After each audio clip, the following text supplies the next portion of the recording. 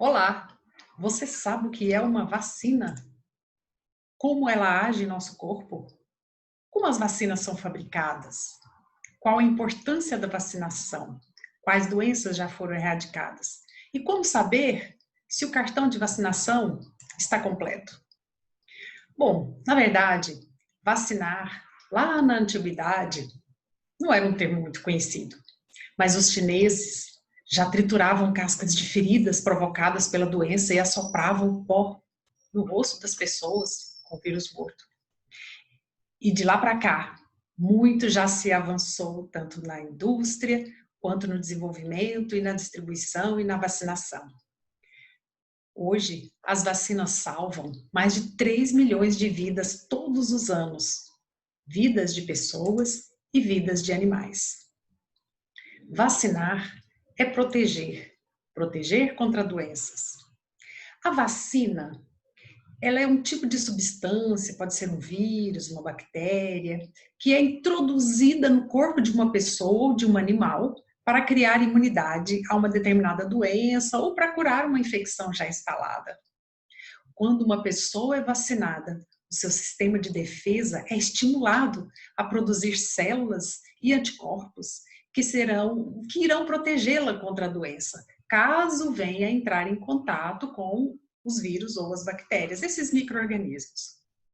E essa proteção, ela pode ser por toda a vida, ou podem ser necessários reforços periódicos, né, de modo a relembrar o sistema de defesa de que ele precisa aumentar a proteção contra determinada infecção. Mas vamos entender um pouco mais. Você já ouviu a palavra imunizar? É quase o mesmo que vacinar, só que nós temos dois tipos de imunização: a imunização ativa e a imunização passiva. O que é essa imunização ativa? Na imunização ativa, o organismo é estimulado a produzir anticorpos em contato, ou seja, contato direto com o antígeno. Existe a imunização ativa, que é quando a gente adoece, ou seja, entrou em contato com aquele micro-organismo e o nosso próprio corpo vai promover essa defesa, essa produção de anticorpos. E tem a imunização ativa artificial, que são as vacinas. Mas e a imunização passiva? Como que ela acontece? Nessa, o organismo recebe os anticorpos prontos, né, produzidos por outro organismo, como o cavalo, por exemplo. A imunização passiva, ela também pode ser natural ou artificial. A natural acontece, por exemplo, durante a amamentação, e a artificial, quando você precisa tomar um soro, né, um soro antiofídico, soro antirrábico. Então, deu para entender um pouco a diferença entre imunização ativa, passiva, vacina e soro? Então, o que acontece é que o nosso organismo, ele tem células muito importantes, que são as células de defesa. Essas células, elas são produzidas lá na nossa medula óssea. Então, existem as células T, as células B, que são células que vão trabalhar em favor da imunidade do organismo. Então, quando você toma uma vacina, esse fragmento desse micro-organismo vai fazer com que o seu corpo desenvolva sinais e sintomas parecidos com aqueles que você desenvolveria se fosse ficar realmente doente. Então, quer dizer que existem vários tipos de vacinas. Olha, existe a vacina do organismo, por exemplo, atenuado. É vivo, né? Ele não é patogênico, ele não vai te causar uma doença. A vacina contra a febre amarela, contra a pólio, que é a Sabin, da gotinha, lembra? Contra a rubéola, sarampo, cachumba, tuberculose, todos são de organismos vivos, mas que não vão causar a doença. Tem também, às vezes, o vírus inativado ou morto, como por exemplo da hepatite A, da gripe, da raiva, da febre tifoide, da coqueluche. Mas às vezes os cientistas fabricam vacinas a partir de compostos tóxicos do micro-organismo que vai causar a doença. Por exemplo, difteria, tétano. E às vezes são só, né, subunidades, alguma proteínazinha, um pedacinho desse micro-organismo, de bactéria, por exemplo, né? Como, por exemplo, da Streptococcus pneumoniae, né? Que, em vez de causar a doença, vai causar apenas essa reação. Tem as vacinas conjugadas, vacinas de DNA, enfim, há uma variedade de formas de se fabricar vacinas. E também tem aquilo que os cientistas chamam de adjuvantes. Por exemplo, bacterianas lisadas, quebradas, elas podem ajudar o organismo a fortalecer o seu sistema imune, né? Então, seriam medicamentos que estimulam o sistema imunológico e vão fortalecer a resistência do corpo às infecções, como, por exemplo, aquelas que você adquire para amigdalite, faringite, bronquite, rinite, e aquelas também do trato urinário, né? Que vai reduzir o risco, né, de retornos constantes de cistite, por exemplo. E tem também as chamadas gotas homeopáticas. Você já deve ter tomado as gotinhas, que são profilaxias contra a dengue, que elas são desenvolvidas a partir de crotalos, né, que estimulam o sistema imune. Então, agora que você já entendeu um pouco sobre como a vacina age no nosso organismo, ou seja, fragmentos que vão estimular o seu corpo a desenvolver sinais e sintomas bem fraquinhos, né? Ou seja, vai ensinar o seu organismo a reconhecer aquele micro-organismo que poderia te causar uma doença bem forte. Então, existem alguns termos interessantes que seria bom a gente entender. Você já ouviu falar de vacina pentavalente? A vacina pentavalente é aquela que protege contra 5 doenças diferentes, como, por exemplo, difteria, tétano, coqueluche, poliomielite e influenza. Mas, atenção, cada idade tem a sua própria vacina.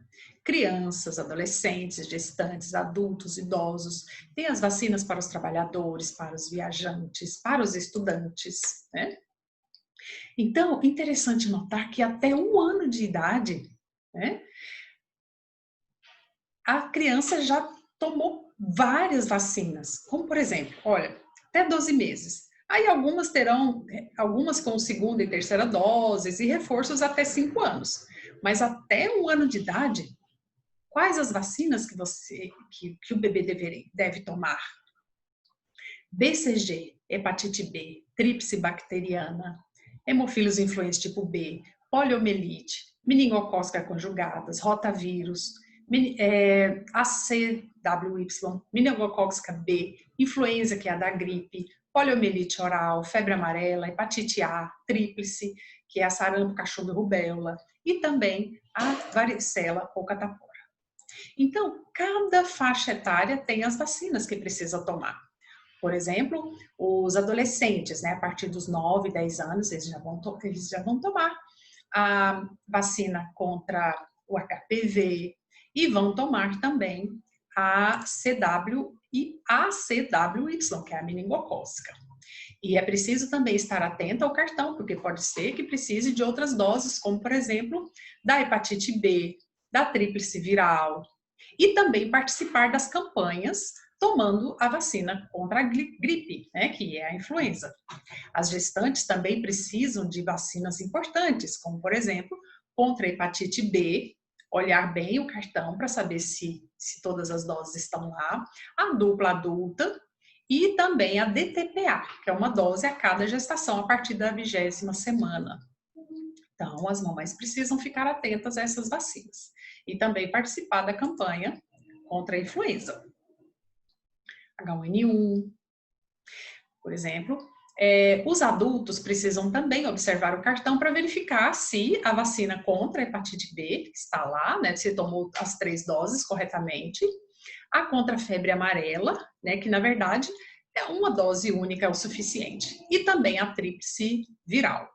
E a dupla adulta, né, 3 doses, mas é importante verificar também o cartão para ver se está ok. E também participar da campanha contra a influenza.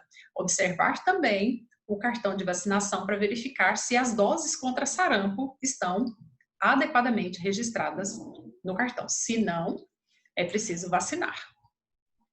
O cartão de vacinação do idoso também é muito importante, né? No calendário vacinal, mais uma vez, a hepatite B, verificar se tem lá a dose de febre amarela, tomar uma dose e um reforço de pneumocócica e também verificar as 3 doses na vida, né, da dupla adulto e também participar da campanha, né, tomando a vacina contra a influenza.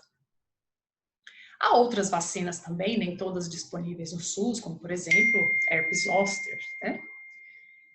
Então, o trabalhador também precisa tomar determinadas vacinas, né, como as das campanhas, né, contra tétano, hepatite A, hepatite B, e também verificar a febre amarela.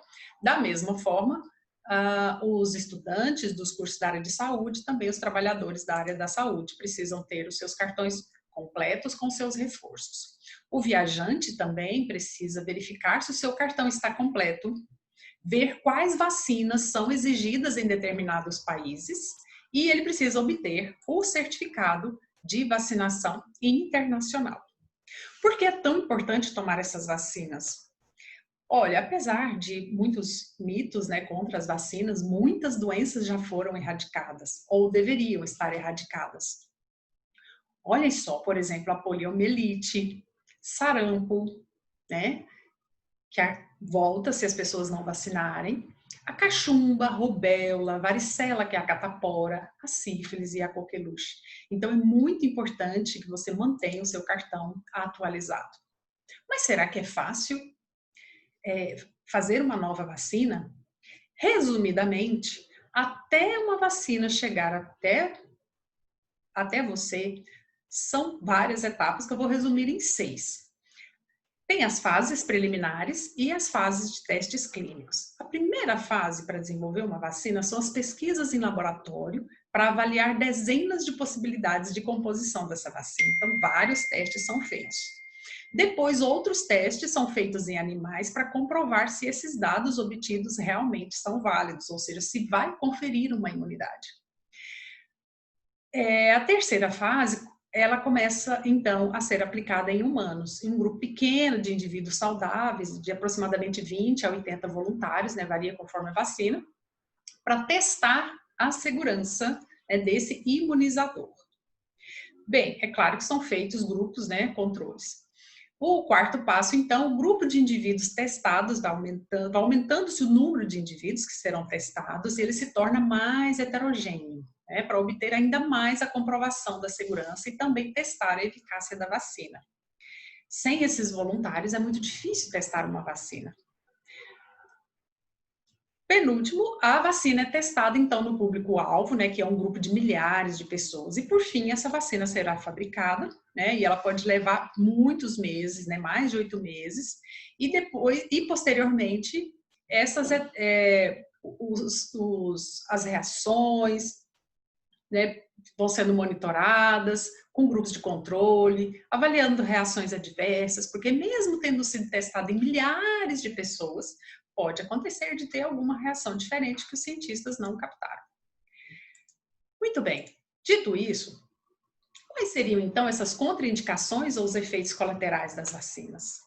A maioria delas possui efeitos bem suaves, né? Mas é claro que a indicação de cada vacina vai depender da idade, se o indivíduo está com febre ou não, né? Se ele estiver com febre, não deve tomar. Algumas não são indicadas durante a gravidez. E também algumas vacinas não são indicadas se o indivíduo tiver hipersensibilidade ou alergia.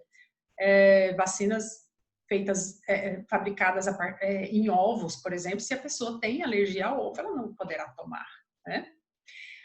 Alguns efeitos colaterais que algumas pessoas se referem após tomar uma vacina.